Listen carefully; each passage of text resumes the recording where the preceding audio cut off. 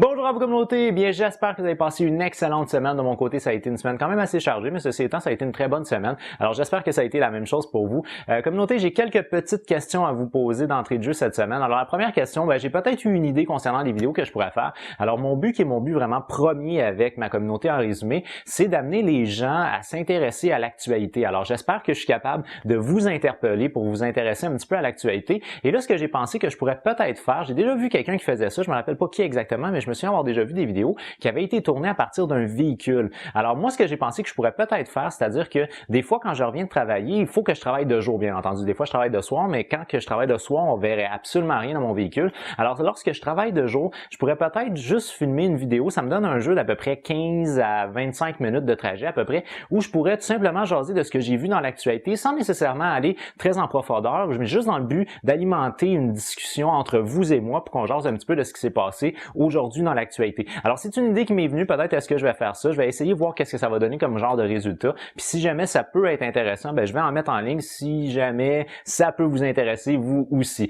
Également, j'avais une autre petite affaire à vous demander, cette petite chose-là, en gros, ça serait de m'aider concernant quelque chose. Alors, le coin des YouTubers, j'ai déjà parlé de cette chaîne YouTube-là, donc c'est un gars, en gros, qui donne des conseils pour les gens qui veulent être YouTubers. Alors, lui, il avait conseillé, quand on est situé entre le 100 et le 1000 abonnés, de faire des commentaires sur des vidéos de d'autres producteurs de contenu et faire environ entre, je pense que c'était 10 et 15 commentaires par semaine ou quelque chose comme ça sur d'autres vidéos de d'autres producteurs de contenu. Alors, je vous invite, vous, communauté, si jamais vous avez des idées de vidéos sur lesquelles je pourrais aller faire des commentaires, juste vous assurer que c'est première des choses, que c'est des YouTubers qui sont actifs sur une base régulière. Deuxième des choses aussi, c'est que faut que la vidéo soit relativement récente, parce que généralement, les producteurs de contenu sur YouTube vont pas vraiment s'intéresser aux commentaires sur des anciennes vidéos. Alors, il faudrait que ce soit quelque chose de relativement récent pour donner, disons, une certaine visibilité concernant mon nom. Dans le fond, en gros, c'est que quand que je commente, mon nom est quand même relativement long. Alors, c'est ce qui fait que je retiens peut-être un petit peu l'attention. Puis de surcroît aussi avec mon avatar, avec mon image qui est colorée,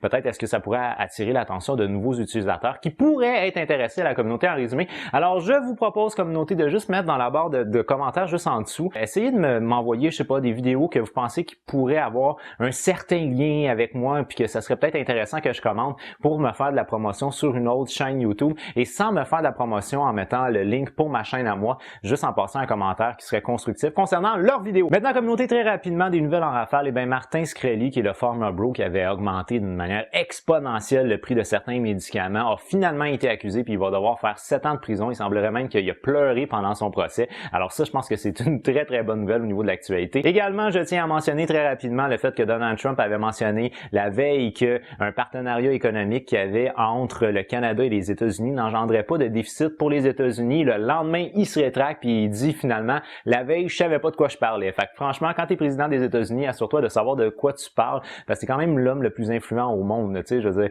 monsieur et madame, tout le monde font des erreurs, c'est pas tellement grave, mais le président, c'est quand même assez grave, là. Et également, dernière chose que je veux mentionner très rapidement, c'est par rapport à American Idol. Donc, peut-être est-ce que vous avez entendu parler un petit peu de cette polémique-là, mais ce qui est arrivé, c'est qu'il y a un participant qui s'est présenté à American Idol et qui avait dit que lui, il a jamais eu de femme dans sa vie. Alors, il est trop jeune, il avait 19 ans, je pense, puis il dit, bon, j'ai jamais eu une fille dans ma vie, j'ai jamais eu de copine, en gros. Et il y avait Katy Perry, qui était une des juges qui était présente pour American Idol.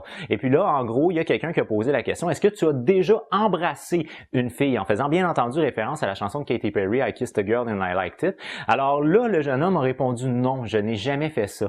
Et là, on a invité le jeune homme à venir embrasser sur la joue Katy Perry. La première fois, Katy Perry était pas satisfaite. La deuxième fois, le jeune homme s'approche pour l'embrasser, Katy Perry se revêt, puis paf, il s'embrasse sur la bouche. Alors ça le fait énormément jaser sur les réseaux sociaux, mais selon moi, ça l'a pas assez fait jaser. Parce qu'en gros, ce qu'on dit, c'est que si les genres avaient été inversés, on parlerait d'une agression sexuelle et on en ferait un scandale. Et je suis d'accord, je pense vraiment que si ça avait été le contraire, donc si un juge masculin aurait forcé une jeune fille à l'embrasser sur la bouche, ça aurait probablement été un immense scandale, alors que là, vu que ça s'attaque à un jeune homme, hommes, on dirait qu'on fait pas vraiment de vagues avec ça. Alors autant que moi, je pense que c'est vraiment important que les femmes se doivent de dénoncer les agressions sexuelles, puis là on en entend beaucoup parler dernièrement, mais il reste que ça fait des années que je pense ça quand même. Alors je pense que ça c'est important, mais je pense aussi que c'est important de sensibiliser la société en général, que les agressions sexuelles face à l'égard des hommes sont pas moins graves que celles faites à l'égard des femmes. Maintenant sur cette communauté, pour moi c'est déjà tout, alors je vous donne rendez-vous sur ma prochaine vidéo, mais d'ici là, vous savez très bien, je vous dis, j'ai